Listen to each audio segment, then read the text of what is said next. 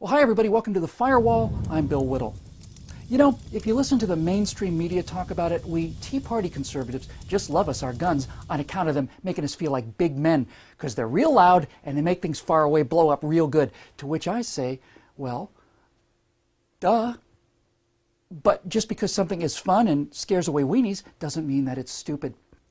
The philosophical substrata for gun ownership is something most gun owners understand in their bones. They don't need to be told any of what I'm about to tell you, because this kind of wisdom is inherent for many people. That's why we call it common sense. Now, have you ever wondered why the people who really enjoy telling others what to do and how to live, those fun-loving intellectual elites, seem to be so in love with totalitarian states where people are unarmed and where survival is utterly dependent on the goodwill of some of the worst people in the world? Look at the examples of Hitler, Stalin, Pol Pot, Mao, and Saddam, and the horrors that they've inflicted on their own people. Then ask yourselves what, in an unarmed population, stands in the way of determined, heartless bastards like the SS, or the Cossacks, or the Revolutionary Guard, or bands of Hutu militia. You see, the framers, in their wisdom, put the Second Amendment into the Constitution to give teeth to the revolutionary, unheard of idea that the power rests with we the people. They didn't depend on goodwill or promises. They made sure that when push came to shove, we the people would be the ones doing the pushing and the shoving. Criminals and criminal regimes throughout all of human history have and will conspire to take by force what they cannot produce on their own, and these people must be stopped. The genius of the men who wrote the Second Amendment is that they realized that these people could be anybody, including people like those that wrote the Second Amendment. And that's why this power, like the other powers, is vested in the people. Nowhere else in the world is this the case. You cannot remove that linchpin of trust without collapsing the entire structure. America suffers an appalling number of handgun-related deaths each year, perhaps 11,000 of them, and each is a personal tragedy, and those lives can never be replaced.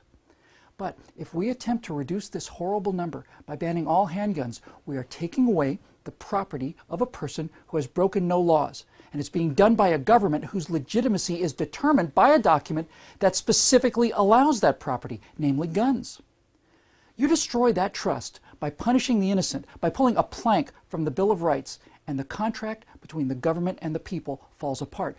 Once the Second Amendment goes, the First will soon follow, because if some social engineering genius determines that real people can't be trusted with dangerous guns, then it's just a matter of time until they decide that they can't be trusted with dangerous ideas either. Dangerous ideas have killed many millions more people than dangerous handguns.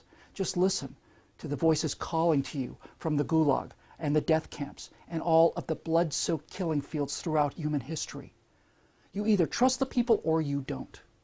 Now, here is my dry-eyed, cold-hearted, sad conclusion. I believe that the freedom, convenience, and economic viability provided by the automobile is worth the 40,000 lives we lose to automotive deaths every year, a number made more horrible by the fact that perhaps 40% of them are related to drunk driving and therefore preventable.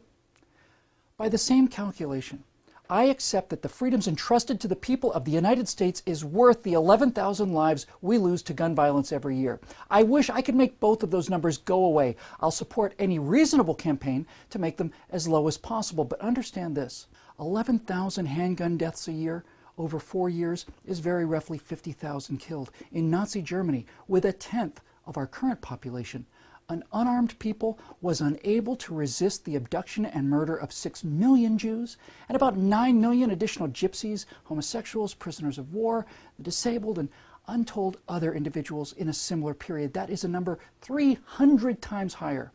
Now you throw in the midnight murders of the Soviets and the Chinese, the various and sundry African and South American genocides and purges and political intimidation and all the rest, and that number grows to many thousand times more killings in an unarmed population than you see in an armed one. There is a dead murder victim in an armed society. There is a ditch filled with 1,000 people in an unarmed one. Just assume for a moment that you could vaporize every gun on the planet. Would crime go away? Or would ruthless, physically strong gangs of young men be essentially able to roam free and predate at will? The entire history of civilization shows time and time and time again how decent, sophisticated city dwellers amass wealth through trade, cooperation, and the division of labor, only to be victimized by ruthless gangs of raping, looting cutthroats who couldn't make a fruit basket, sweeping down on them, murdering them, and carting away the loot and the women to return a few years later, forever, ad infinitum. The Vikings, the Mongols, desperados of every stripe, they are a cancer on humanity, but there they are, and there they have always been, and likely there they will always be. Here in America, back in our cowboy past, we had an expression: God created man, but Sam Colt made them equal. It means that even a school teacher can defeat a human predator who may have spent his entire life practicing violence. Guns level the playing field to the point that a woman can defend herself against a gang of thugs, or a single police officer can control a brawling mob. You know, it should be abundantly clear by now that the rate of handgun murders in the United States is not uniform. The murder rate of downtown Philadelphia is horrifying, but the murder rate in the suburbs of nearby Valley Forge, let's say, where there are probably more handguns and hunting rifles per square yard than any other spot on the planet, is virtually non-existent. Now, if guns are responsible for these murders, then middle-class suburbs like Valley Forge and Plano, Texas, let's say, should be running red with blood, but they're not.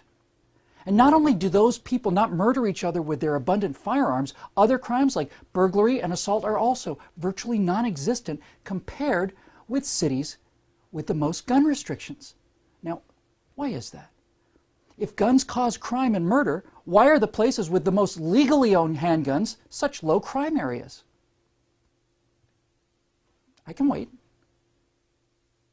But all of that is trivial compared to the real danger, which is the slow erosion of self-reliance, self-confidence, self-determination, and self-control among a nation. The more your government restricts your options, the more you psychologically look to government to keep you safe, fed, clothed, housed, and sustained. You know, there's a word for people who are kept safe, fed, clothed, housed, and sustained fully by others, and that word is slaves. Slaves are not allowed to own guns. Why? Well, because if they were, slavery wouldn't last very long, would it? From the Revolution until today, the choice for full freedom with all of its accompanying excesses and failures is a profoundly well-reasoned, moral, and ethical choice, and the result has been national and personal success unparalleled in the history of this world. Other people think that they are smart enough to pull that major thread from that tapestry of success, confident that nothing will unravel. History shows us that those people have never been right before. We conservatives, who not only read but who also understand history, are not willing to let them try it again. That's why we had a Tea Party then, and that's why we have one now. My friends, we need your help to keep these messages coming. Go to declarationentertainment.com and consider becoming a citizen producer. I'm Bill Whittle, and we'll see you next time on The Firewall.